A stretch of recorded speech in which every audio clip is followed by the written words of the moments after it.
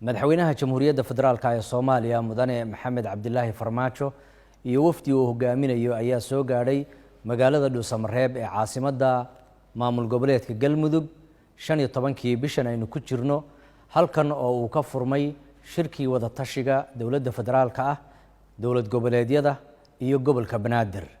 madaxweynaha ayaa 7 casho ee la soo dhaafay ee uu ku sugnaa magaalada Dhuusamareeb waxa uu shir gudoominayay shirkan ballaaran ee uga furmay madaxda magaalada Dhuusamareeb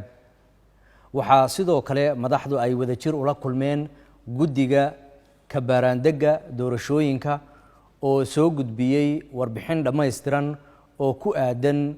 hindisihii doorashada lagu aadi lahaa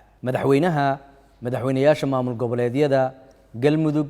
Hirshabeelle Koonfur Galbeed iyo gudoomiyaha gobolka Banaadir ayaa waxay qalinka ku duugeen heshiis siyaasadeed oo qeexaya hanaanka doorashooyinka dalka iyadoo ay ugu baaqeen madaxweynayaasha Puntland iyo Jubbaland in ay ku soo biiraan wixii hawl ah ee dhiman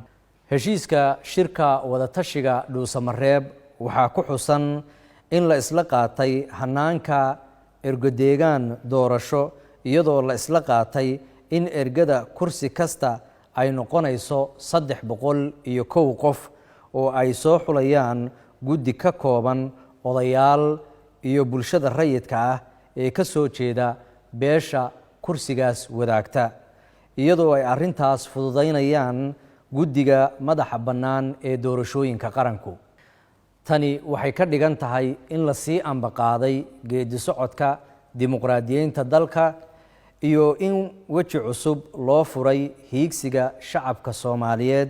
ee ku naawilaya in ay helaan xuquuqdooda dastuuriga ah ee ku aadan in ay doortaan mas'uuliyiinta ay ku aaminayaan talada dalka waad mahadsantihiin